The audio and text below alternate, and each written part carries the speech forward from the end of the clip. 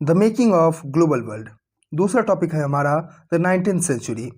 इसमें हम 1815 टू 1914 के बीच में जो वर्ल्ड में चेंजेस देखने को मिला है 19th सेंचुरी में, उन चेंजेस को हम लोग ब्रीफली स्टडी करेंगे। तो चेंजेस जैसे कि कैसा चेंज हो रहा था वर्ल्ड में, तो economic change, political change, social change, cultural और टेक्नोलॉजिकल चेंज, ये सभी चेंज हो रहा था, जिससे कि सोसाइटी ट्रांसफॉर्म हो रहा था, सोसाइटी बदल रहा था। तो सवाल आएगा आपके मन में कि ये सारा चेंज हो क्यों रहा था।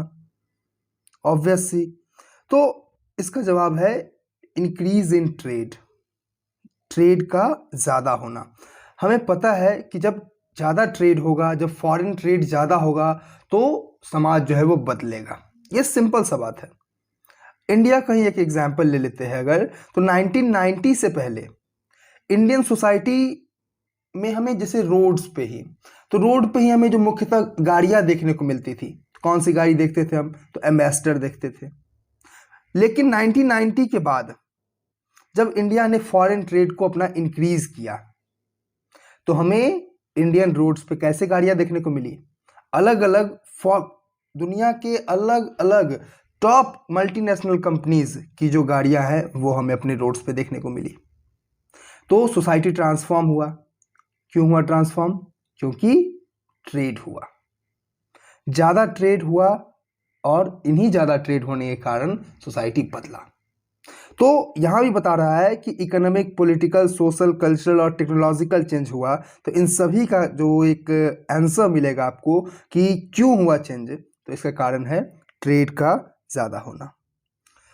और ट्रेड के ज़्यादा होने से वर्ल्ड जो है वो इंटीग्रेट हो रहा था। भाई समझो बात, दुनिया जो है वो छोटी होने लगती है अगर ज़्यादा ट्रेड हो। आज इंडिया के लिए अमेरिका ज़्यादा दूर नहीं है, इंडिया के लिए अमेरिका बहुत कम दूर है। क्यों? क्योंकि आज टेक्नोलॉजी है, क्योंकि बेहतर टेक्नोलॉजी होने के कारण हम आज इजीली कम्युनिकेट कर पा रहे हैं, इजीली अपनी चीज़ों को हम ट्रांसपोर्ट कर पा रहे हैं।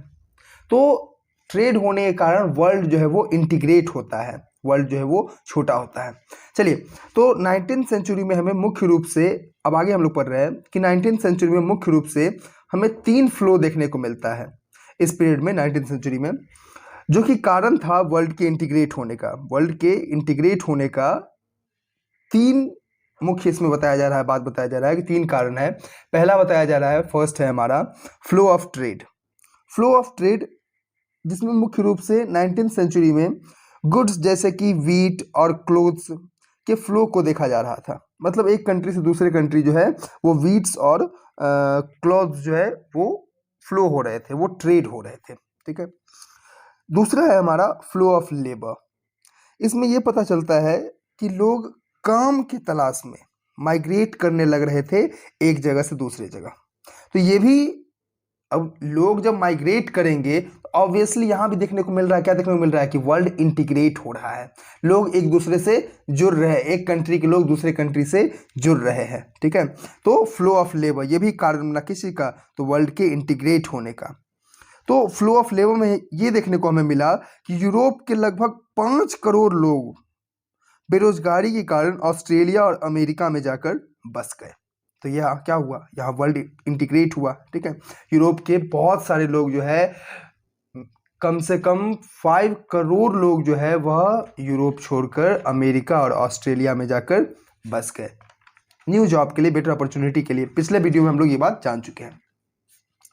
और फिर हमारा थर्ड फ्लो हो रहा था कैपिटल का। कैपिटल मतलब पूंजी, पैसा। इसमें होता यह है कि जिस कंट्री के पास ज़्यादा कैपिटल होता है वो दूसरे कंट्री में इन्वेस्ट करने लगते हैं। तो इसमें अमेरिका के लोग सबसे आगे थे, क्योंकि उनके पास अधिक पैसे थे इन्वेस्ट करने के लिए।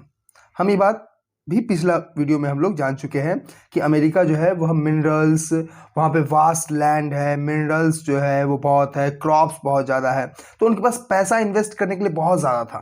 तो अमेरिका से हमें ज़्यादा से ज़्यादा फ्लो ऑफ कैपिटल देखने को मिला।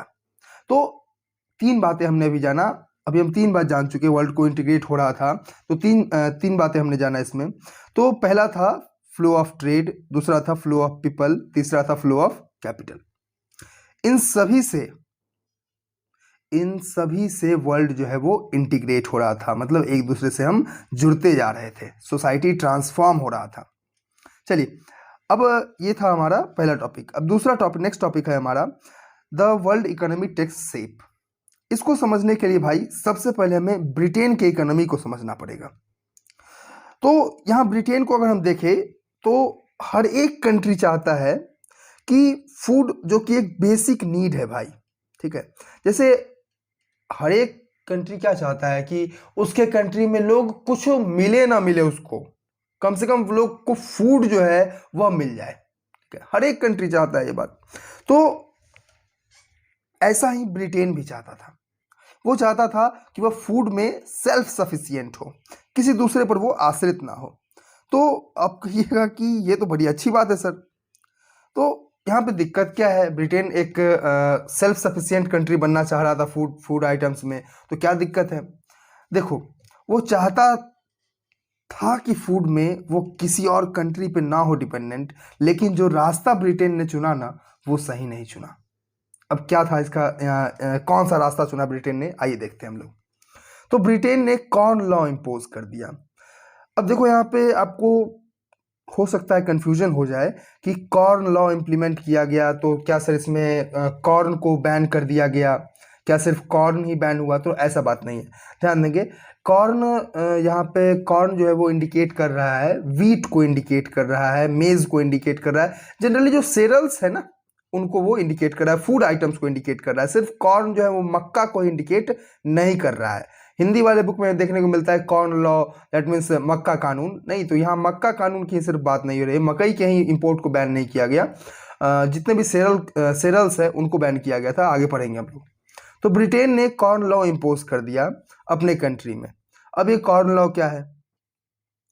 तो इस लॉ के तहत ब्रिटेन किसी भी कंट्री से फूड आइटम इंपोर्ट नहीं कर सकता था, मतलब दूसरे कंट्री से कोई फूड आइटम नहीं आएगा ब्रिटेन में। वो चाहते थे कि जो भी फूड आइटम्स का डिमांड है उसमें हम खुद सफिशिएंट हो जाए, किसी पे डिपेंडेंट ना रहे। आपको लगेगा क्या प्रॉब्लम है इस लॉ में? अच्छा ही तो है, एक कंट्री सेल्फ डिपेंडेंट होना चाहता है, तो ऐसा नहीं है। ये लॉ कॉमन लोगों के लिए अच्छा साबित नहीं हुआ। क्यों? आइए जानते हैं। इसका कारण है राइजिंग पॉपुलेशन ऑफ ब्रिटेन। मतलब पॉपुलेशन ब्रिटेन का बढ़ रहा था, लेकिन उस हिसाब से फूड का रिक्वायरमेंट पूरा नहीं हो पा रहा था। अब समझो, पॉपुलेशन ज़्यादा हो रहा था, फूड का रिक्वायरमेंट पूरा नहीं हो पा रहा था, और कंट्री ने कहा कि बाहर से फूड आइटम आएगा भी नहीं। तो अब यहाँ पे एक बहुत बड़ा प्रॉब्लम क्रिएट हो गया किन लोग के लिए? जो कॉमनर्स थे, जो कॉमन पीपल थे, उनके लिए बहुत बड़ा प्रॉब्लम क्रिएट हो गया। अब हम लोग आगे जानेंगे क्या क्या प्रॉब्लम क्रिएट हुआ। ऑब्वियस सी बात है, जब फूड प्रोडक्शन ही जो है, नीड ज़्यादा हो जाएगा, उस चीज़ का नीड ज़्यादा हो जाएगा, और पीपल जो है उसके ज़्यादा हो जाएंगे। मतलब हो गया कि डिमांड ज़्यादा हो गया, और उस हिसाब से भाई प्रोडक्शन नहीं हो पा रहा है, तो ऑब्वियस सी बात है उस चीज़ का दाम जो है वो बढ़ जाएगा, ठीक है। तो जब फूड का दाम बढ़ जाएगा, एग्रीकल्चरल क्रॉप्स का दाम बढ़ जाएगा, तो उससे बनने वाले और जो चीज़ें हैं उनका भी दाम बढ़ जाएगा, ऑब्वियसली, ठीक है। तो अब जब फूड का डिमांड बढ़ रहा था तो एग्रीकल्चरल प्रोडक्ट के दाम भी बढ़ गए। सिंपल बात है कि डिमांड हाई होगा तो प्राइसेस ऑटोमेटिकली बढ़ जाएगा। ये सब होने के कारण ब्रिटेन की गवर्नमेंट ने सोचा कि लोग भूखे ना मरने लगे, और इसलिए उसने कॉर्न लॉ को ही वापस ले लिया।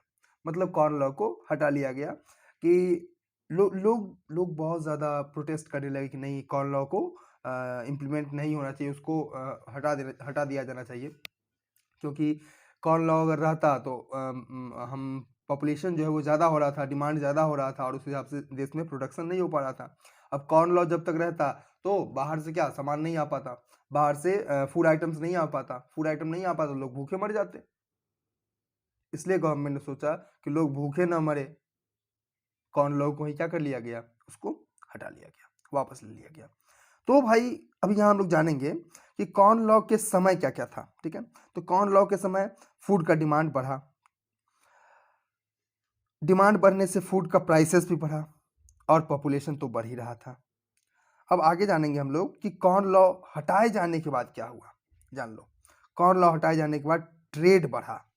ठीक है, अभी हमने बताया आपको, कॉर्न लॉ हटा लिया गया तो फॉरेन ट्रेड जो है वो बढ़ गया, बाहर से और फूड आइटम्स आए आए जाने लगे, तो ट्रेड बढ़ा और ट्रेड के बढ़ने से ब्रिटेन में डेवलपमेंट देखने को मिला। ये सिंपल सा बात है। ठीक है, फूड आइटम का प्राइसेस भी लो हुआ, चूंकि ज़्यादा से ज़्यादा फूड आइटम्स जो है वो बाहर से आ रहा था, तो फूड आइटम का भी प्राइसेस कम हुआ। अब चूंकि बाहर से सामान आएगा तो ज़्यादा, अब अवेलेबिलिटी ज़्यादा हो जाएगा तो उसका दाम जो है वो ऑब्वियसली कम हो जाएगा।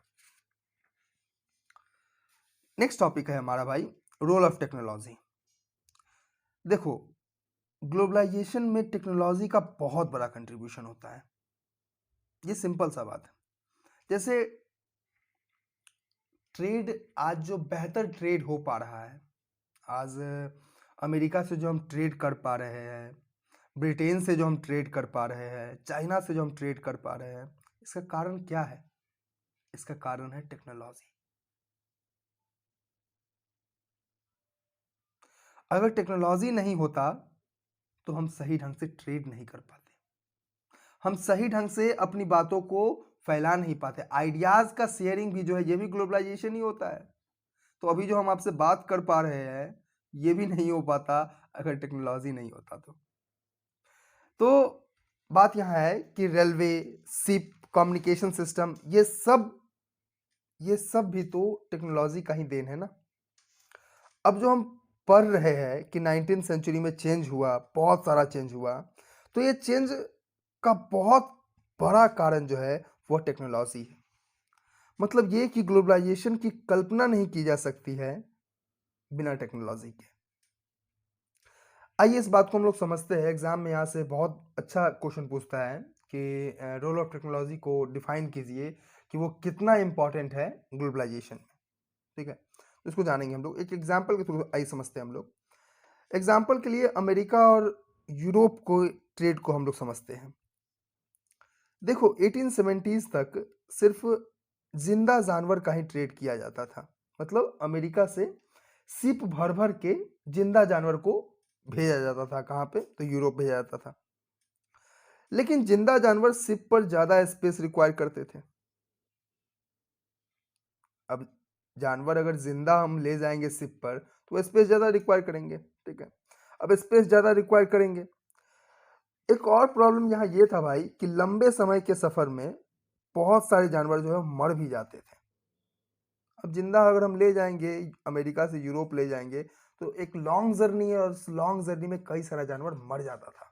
और मर जाने के कारण वो डिसइंफेक्ट करते थे दूसरे जानवरों को भी, उससे भी कई सारे मर जाते थे। तो बहुत सारे जानवर, और कई सारे जानवर इतना कम खाना मिलता था उनको कि उनका वेट जो है, जब वो अमेरिका से चलते थे तो उनका वेट कुछ होता था और जब यूरोप पहुंचते तो उनका वेट भी कम हो जाता था। तो बहुत सारे जानवरों का वेट कम हो जाता था। इन कारणों से मीट खाना एक महंगा सौदा हो गया था। किनके लिए? कॉमन पीपल के लिए। और ये कॉमन पीपल के पहुंच से बाहर हो गया था, क्योंकि अब जिंदा जानवर जाएगा, कई सारे जानवर मर जाएंगे, उनका जो वेट है वो कम हो जाएगा, तो ऑब्वियसली जो ये मीट है, अब जो ये मीट बनेगा वो क्या होगा? उसका दाम ज्यादा होगा। ठीक है, क्योंकि वो खर्च जो है वो बढ़ गया। तो इस प्रॉब्लम को खत्म किया गया कैसे? तो इस प्रॉब्लम को खत्म किया गया टेक्नोलॉजी की हेल्प से। इन प्रॉब्लम को खत्म करने के लिए फ्रीज वाला जहाज बनाया गया, जिसकी मदद से अब जानवरों को काट कर मीट बना लिया जाता था और इसके बाद अमेरिका, ऑस्ट्रेलिया, न्यूजीलैंड, इन सभी जगहों पर मांस बेचा जाता था। न कि अब जिंदा जानवर का ट्रेड नहीं हो रहा था, मांस का ट्रेड होता था। तो कैसे पॉसिबल हो पाया? ये पॉसिबल हो पाया टेक्नोलॉजी के आने से। किस चीज़ की टेक्नोलॉजी के आने से? तो रेफ्रिजरेशन की टेक्नोलॉजी के आने से लोगों को पता चला कि भाई फ्रिज भी ऐसा कुछ होता है। तो लोगों ने अब जिंदा जानवर ट्रेड करना बंद कर दिया। लोग जानवर को काट कर अमेरिका से ही और उसको मीट में तब्दील करके भेजते थे, जिससे कि अब वो पहले से ज्यादा सेफ, स्वस्थ अब पहुंच पा रहा था। और ऐसा करने से मीट का दाम भी कम होगा। ठीक है, और कॉमन पीपल अब मीट जो है वो कंज्यूम करने लग गए। अब इसके आगे का टॉपिक जो है भाई वो हम लोग नेक्स्ट वीडियो में जानेंगे।